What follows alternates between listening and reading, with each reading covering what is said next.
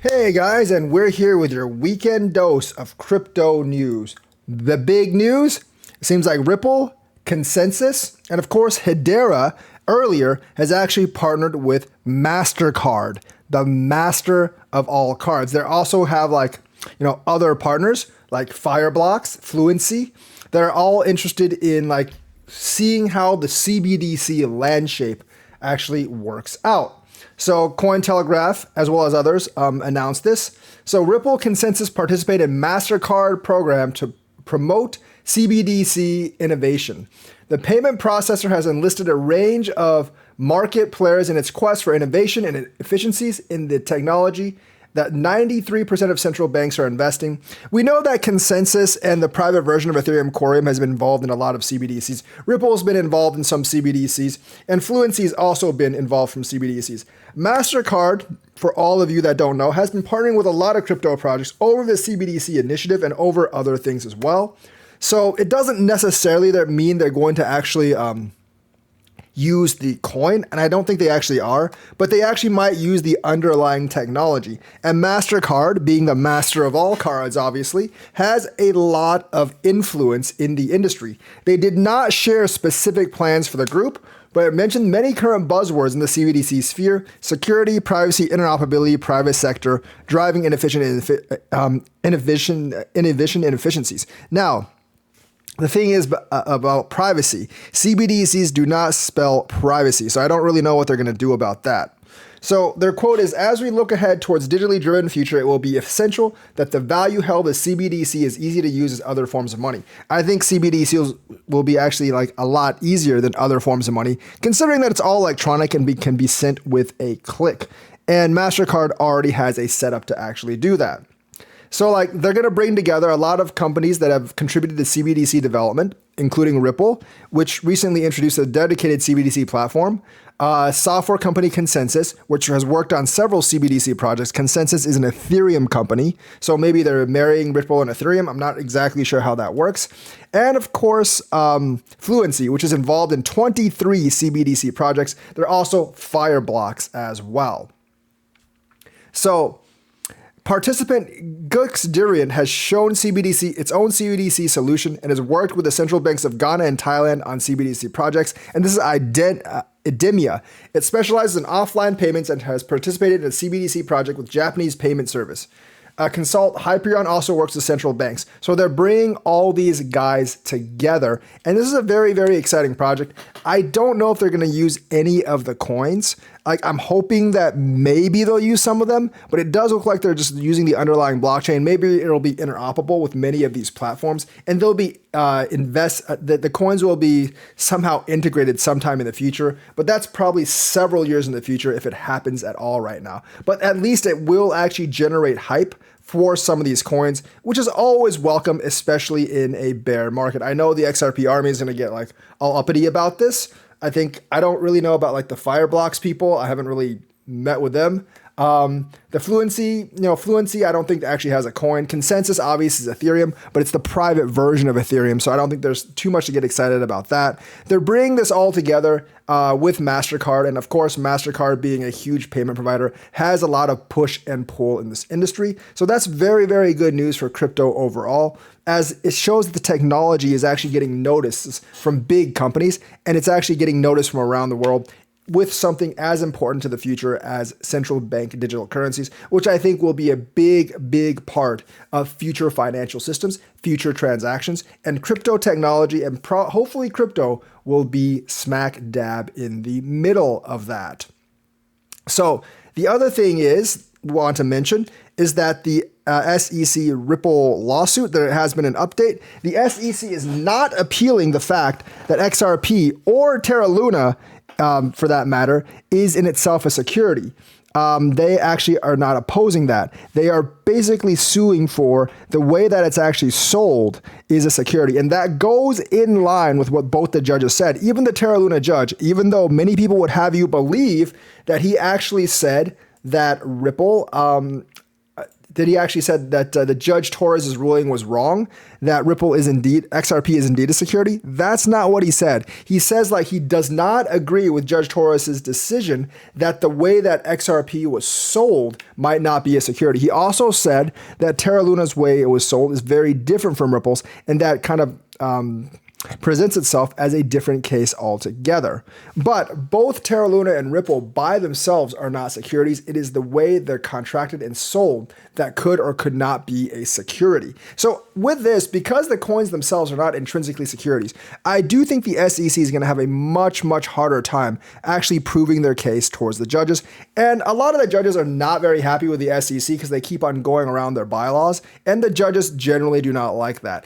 Judge Torres literally gave the SEC 24 hours to file an emergency appeal. They did. Ripple has 2 weeks to respond. So they're not very happy with the way that the SEC has gone about doing things. Torres probably isn't very happy that the SEC even wanted to file like this kind of special appeal.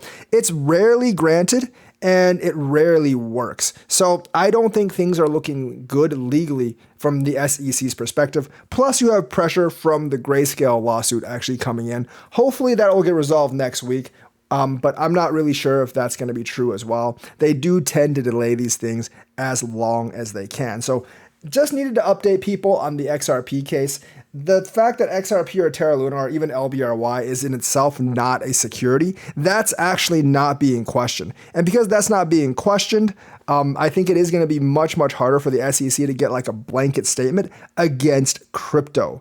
But the thing is, if they actually get it overturned where programmatic sales are securities and secondary sales of securities, it'd still be very devastating for the market because at that point, you can't really buy it or sell it in the United States. And at that point, it might as well be a security. I know some people don't like me saying that, but it is actually true. If you take all those sales methods out, we won't be able to buy it in the United States. We might be able to get it off DEXs and stuff, but that requires another step. And it's generally going to be very hurtful to the market. So we do actually need them to actually still win this case. So Sam Bankman-Fried actually wants weekday freedom for legal defense work. I think they might be able to give him like 1 day or something. Obviously, I think this is SBF's way of trying to get a get out of jail free card because he's kind of stuck in jail right now. And more, he's stuck in that Brooklyn jail, which is notorious for bad conditions. For those of you who thinks he went to a country club jail, he did not go to a country club jail. He went to a really bad one, which is exactly what he deserves for screwing all those investors. So lawyers for SBF stated that their client faced difficulties thoroughly reviewing the extensive documentation related to the case while confined in the detention center. I don't really know what problems that has. Maybe he can't play League of Legends, but that should not hinder his ability to review the documentation. Like I said, I think he's just making excuses to try to get out of jail because he does not obviously want to be in jail. So this is only a couple of days after the judge ordered Sam Bankman-Fried to be in jail and revoked his bail. According to a letter sent by Judge Louis Kaplan on Friday, legal representatives at SBF stated that their client faced difficulties thoroughly reviewing the extensive document accumulation related to the case while confined in the Metropolitan Detention Center in Brooklyn, New York. I don't really know what being in a detention center or not really affects your ability to read documents. Maybe the lawyers don't want to be in the jail with them. I'm not really sure. Just last week, the government produced 750,000 pages of Slack communications. I don't think whether you're in the detention center or not, or whether you're at home, really affects your ability to review 750,000 pages of documentation. I think he would have trouble regardless if he was in jail or not. And this is just a pathetic excuse from SBF to try to get out of jail. According to Everdell, facilitating SBF's access to his legal team and allowing him to use an internet-enabled laptop on courthouse premises would accelerate the proceedings. I would be okay with him actually using an internet enabled laptop in court if it was only used for the proceedings. They should lock him out of everything besides the proceedings themselves. The lawyer emphasized the significance of this arraignment, even given that his fraud trial is scheduled to start in October. So it'll be interesting to see what happens when that trial starts. Of course, he maintains that he's innocent, but I don't actually think that anyone actually believes his innocence. The other thing is China facing deflation is very, very bad for crypto because remember, China was considering opening up for crypto, but even if they do now, but economic problems might actually inspire them to actually bring in a new market. But outside of that, like with that, like Chinese people probably going to have a bit of trouble, like rounding up the money for crypto if the economy is going bad.